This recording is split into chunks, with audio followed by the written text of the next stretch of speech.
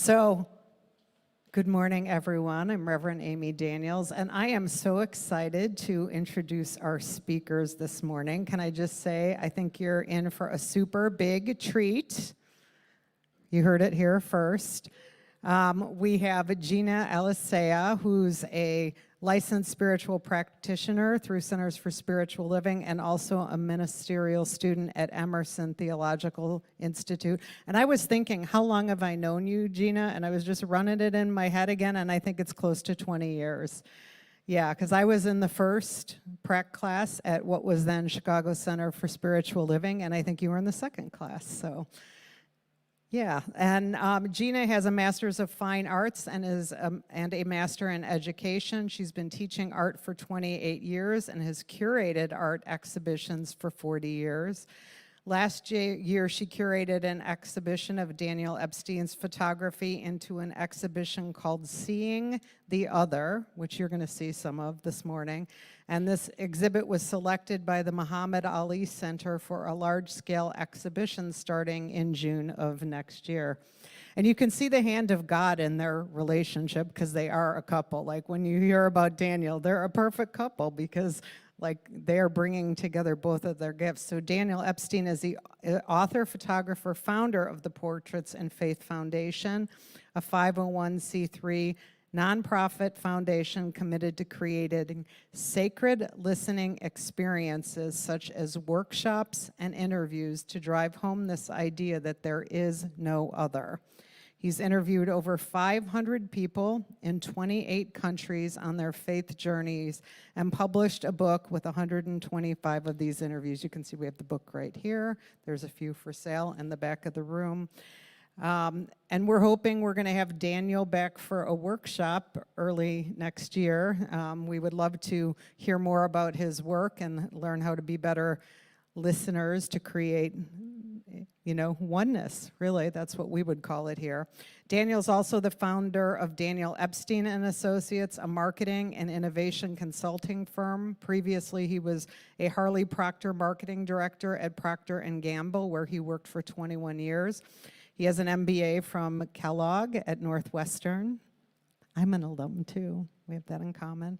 And a BBA in accounting from Georgia State University in Atlanta, Georgia. And I think Gina is kicking us off. So everyone give Gina a warm welcome. Good morning, Cityside. So excited to be back and to share this project with you. And the assignment was wonderful. I was great. When Amy asked us to come together and speak, I was excited because Brené Brown's one of my favorite authors.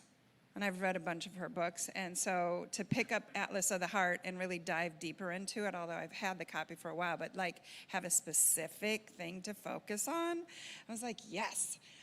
So I get to do two of my favorite things, which is deeper dive with Brené Brown and deeper dive with Daniel. So, yay. For those of you that remember the beginning of Bodhi, we had such a meaningful connections there with each other in that beginning, and it was such a great foundation to build upon. And what I've noticed during the pandemic was that in the aftermath of the pandemic was this disconnection between others, right?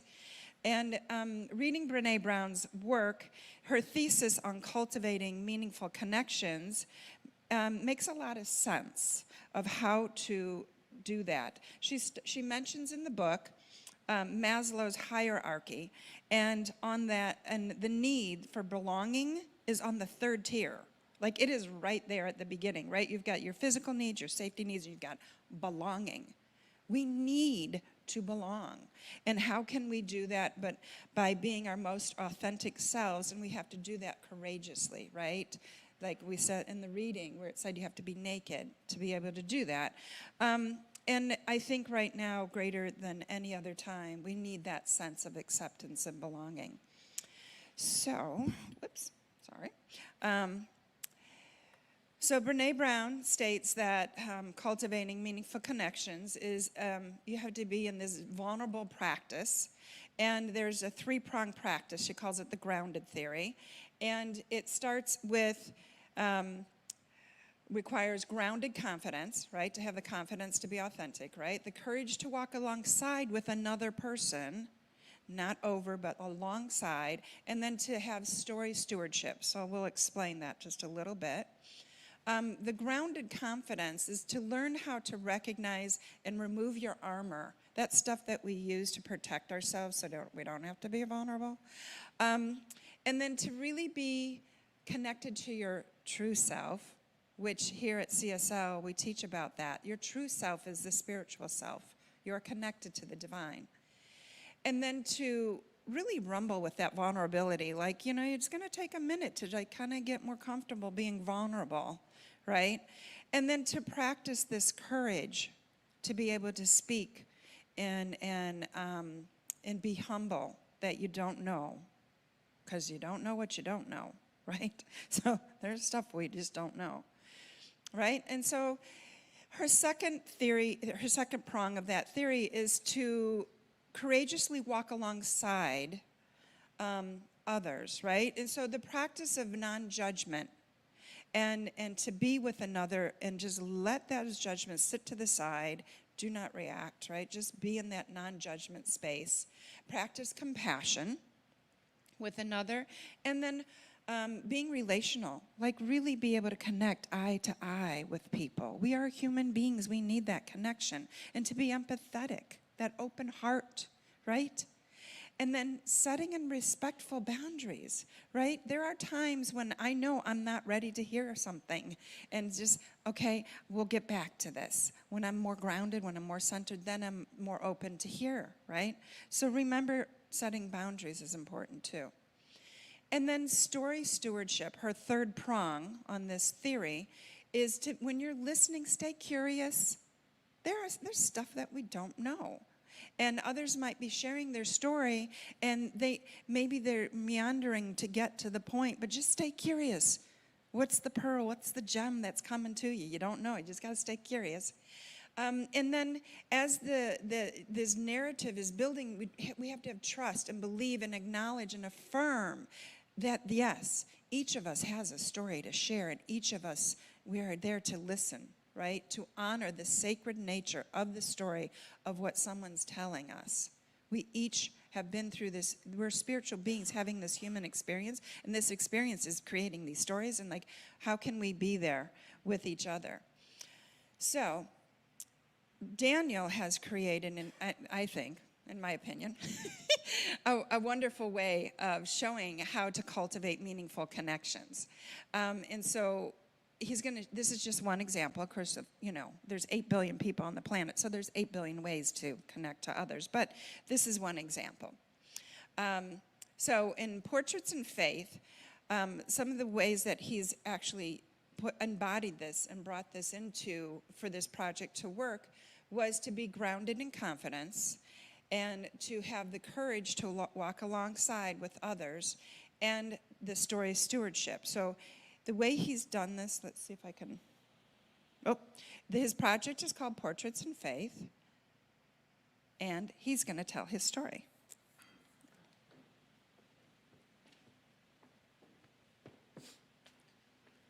Hi, good morning. So I'm Daniel Epstein, and so my story is a little bit different. Maybe you are used to people who are working mainly or exclusively in the spiritual community.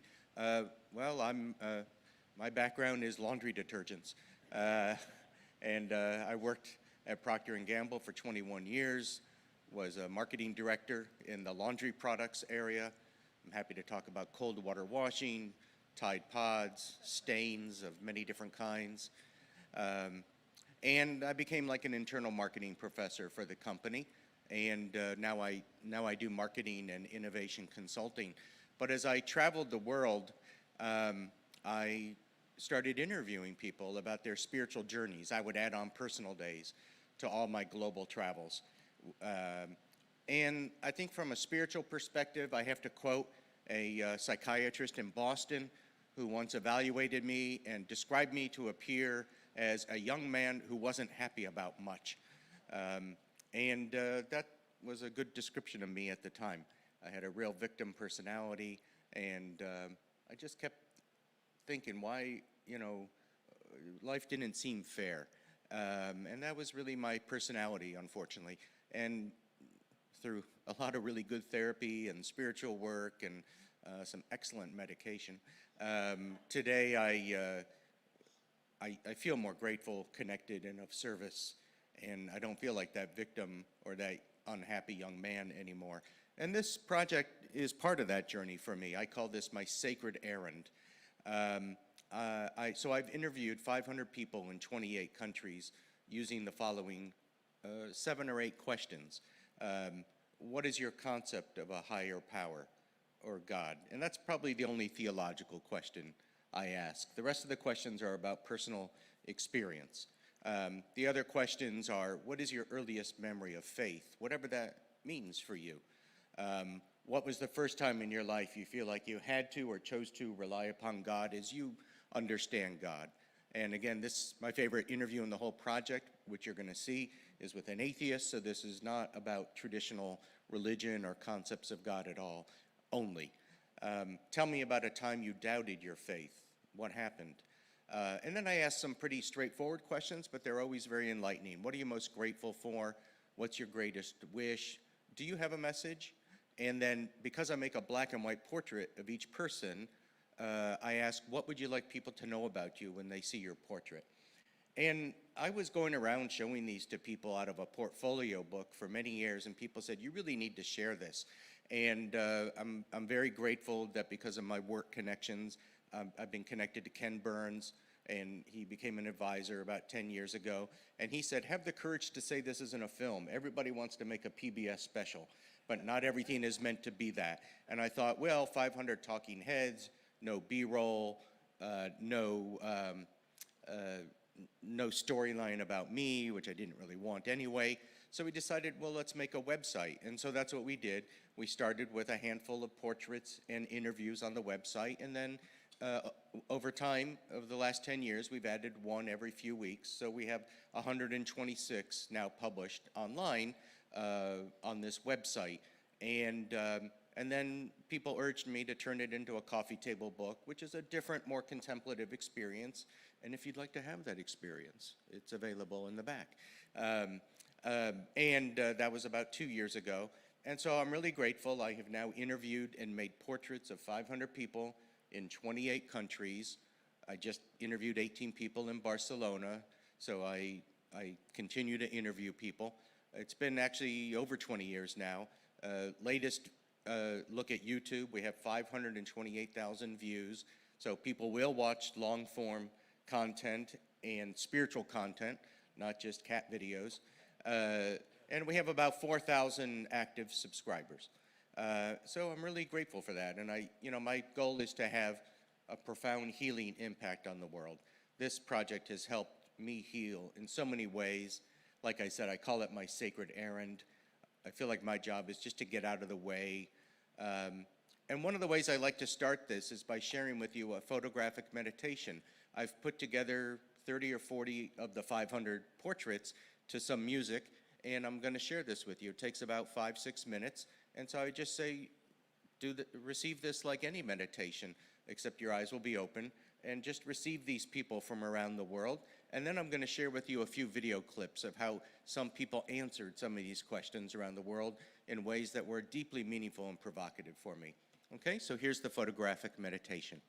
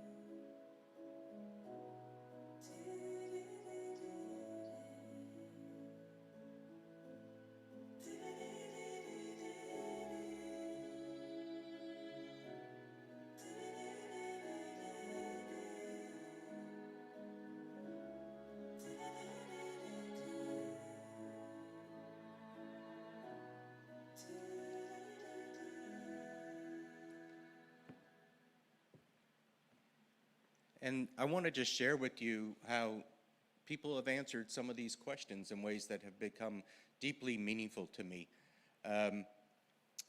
Concept of a higher power.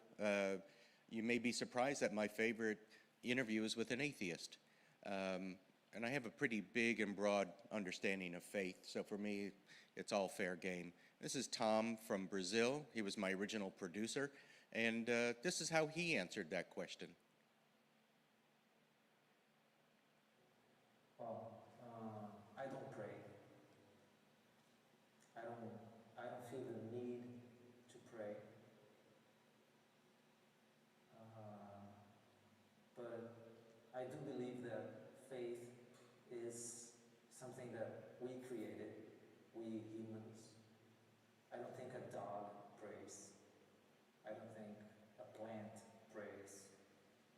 I think it's something that we developed, that something that we found the need for it, and instead of God creating us, I think we created God. And that's okay.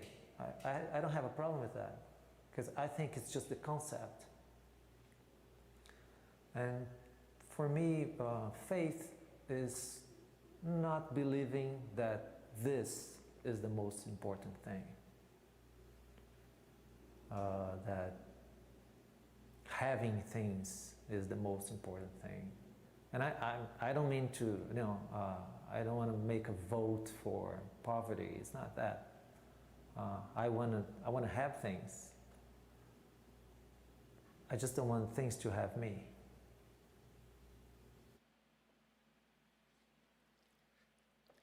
I love asking people their earliest memory of faith, and not surprising, music has a big role for a lot of people.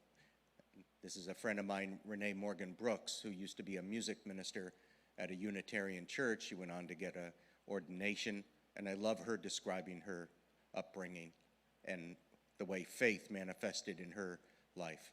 I started off as a Baptist, and then my mother decided that she was going to live in Jehovah's Witness, and that never took for me, because by that time I think I was in 16, and my grandmother lived with us, and so my grandmother was a Baptist born and bred, and she was going to be a Baptist when she's dead, kind of thing. So at age 16, and there's no father in the house, then that means, because my father died when I was 5, that means I now have the responsibility of driving my grandmother to the Baptist church, coming back and getting my mother into the chauffeur, the religious chauffeur route. However, Sunday mornings were all about fixing hair and fixing waffles and getting everybody situated and ready to go to church, and singing. My grandmother and my mother both sang in the choir, so while I'm preparing to take them their separate ways, there are always gospel songs that are being sung, songs of faith. My mother was a breadwinner, my grandmother was the homemaker. And when it was hard for my mother, she would sing. And it's that kind of song that I can just imagine Harriet Tubman singing. Oh, I couldn't hear nobody pray. Couldn't hear nobody praying all the way down yonder by myself, and I couldn't hear nobody pray.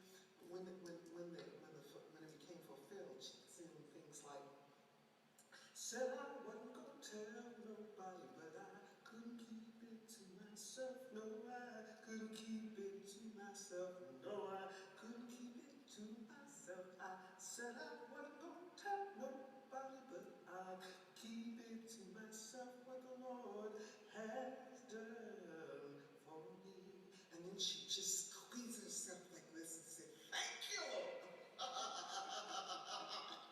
Oh yeah, that's what I was raised with. So there was no chance not to be connected with this flow of spirit. really the pivotal question is, what was the first time in your life you feel like you had to or chose to rely upon God as you understand God? And again, I love hearing about spiritual experience from people of all religions. And this is actually a work colleague of mine who I didn't know until I interviewed her, who talks about a very special experience on Hajj.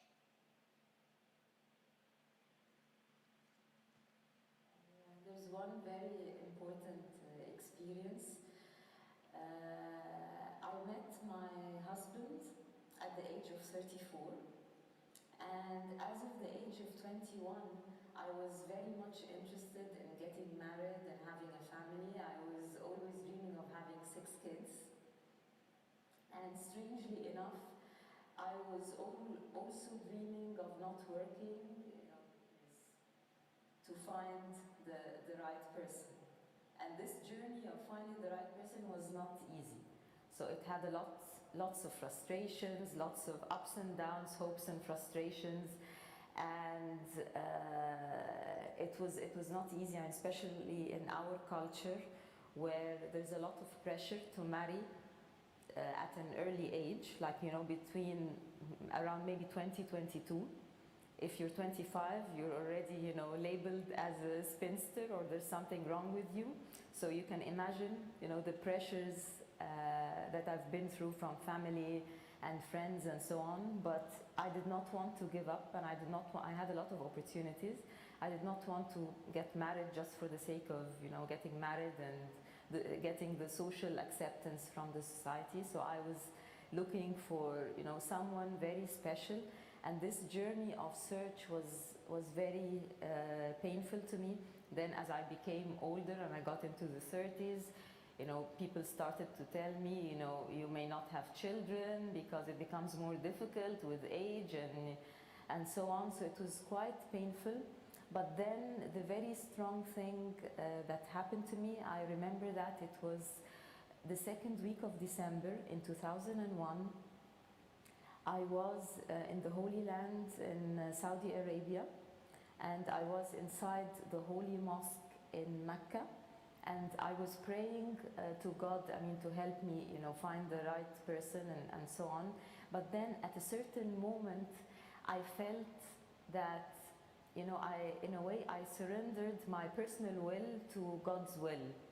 And at this exact moment, it was different, because before that I was praying and asking God, to help me find the right person. But at this point in time, I felt that, I have no power, no matter what I want to do in terms of, planning and thinking and trying to make things happen. If I don't give my will to God's will, it will not happen. And this thing gave me a lot of strength, and it moved me spiritually very much. And 2 weeks later, I met my husband, and 1 year later, we got married. But I still remember this moment in Mecca. I was in the second floor of the mosque, looking at the Kaaba down, and I was praying, and I got this strong feeling of, really, it's all God's will. And the last video I want to share with you is with a really amazing Catholic preacher, not a priest, but a preacher in the Philippines. Just a trigger warning, he talks about sexual abuse.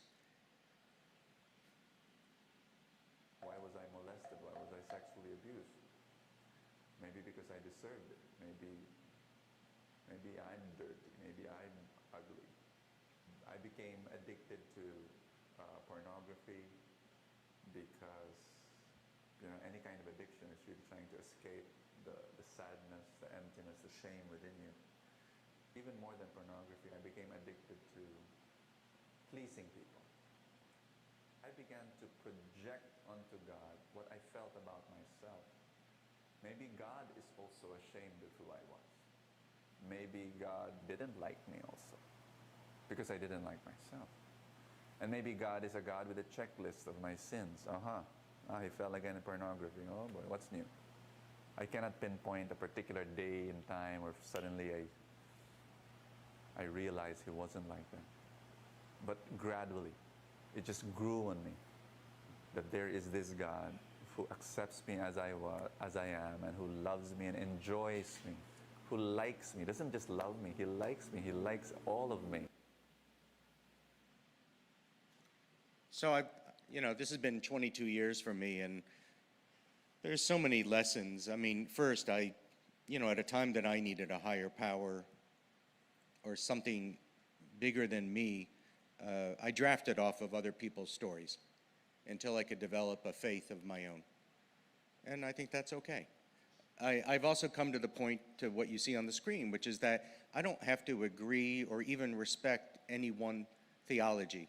I just have to say there is a person trying to connect with the divine, and I can honor that, even if some of the theology doesn't make sense to me. And of course, I mean all within the realm of people, no one doing harm. This is people this is uplifting them and leading them to be better versions of themselves. And I can honor each person's desire to connect with the divine. And this made me even think about that all the energies are really needed. Islam means to be submitted to God, and I need to be submitted to a higher power, even if it's the great blessed consciousness and sacredness that we all create. Something I love about my home religion, Judaism, is that we're encouraged to argue with God, and that's what Yasar El means, to struggle with God.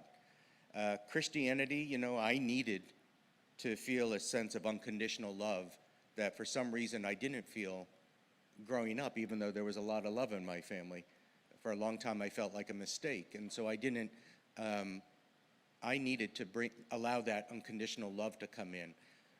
From indigenous elders, I have learned to see God in all of creation, not just humanity, but the rock that is the uncle and the tree that is the grandfather. Certainly Buddhism, the energy for me is to eliminate the suffering I cause myself and other people. Hinduism, looks polytheistic, but it's monotheistic, and it helps me understand all the different manifestations of the divine. And then a lot of people are fascinated that I feel like I learned so much from atheism. I don't know if you remember from math class growing up, but the empty set is a subset of all sets. Well, atheism, and Reb Zalman, a really famous rabbi who I was fortunate to interview while he was alive, says that doubt scrapes the barnacles off of our faith so that it doesn't become superstition.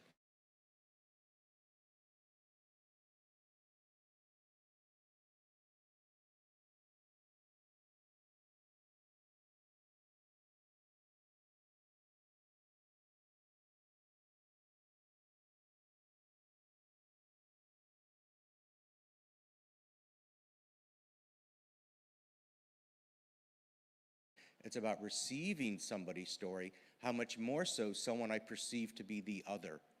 And so that's what I call sacred listening today, receiving the story of someone you perceive to be the other. And Gina Alicea and I have now been a couple for a year and a half, which is a great, great blessing in my life. And also she's a curator and an artist, and so she turned this content into an exhibit called Seeing the Other, and displayed this at the gallery she runs at the University of Chicago. And I was so grateful, not just to see this up on the walls of a gallery, but to engage 24th through 12th grade classes on this idea of the other. And who do you see as the other? Think back to my photographic meditation a minute ago.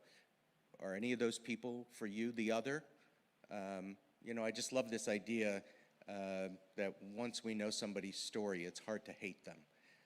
And so we are gratefully taking this exhibit, and not just the exhibit, but the educational program of Seeing the Other, to the Muhammad Ali Center for 11 months starting this coming June.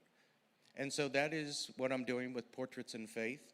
And if you'd like to receive portraits and reflections when I publish them, please just sign up at the website. It's free. Here's the QR code you can scan. And, I call this my sacred errand. I feel so lucky, and my job has been to get out of the way. And I also say that the guy working on this project is the version of me I most want to be, the best version of me. And so this has been just a blessing that this has kind of fallen into my lap. Thanks.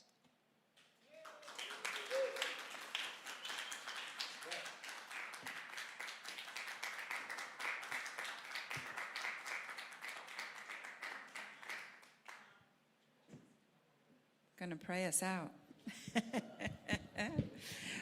And I've seen that photographic meditation many times, and every time I watch it, I just stand, I look at it and I say, I am you. I am you. It just moves me every time. So let's just take a moment to go within and just take a deep belly breath. Knowing that right here in this moment, as we see the other, there is no other.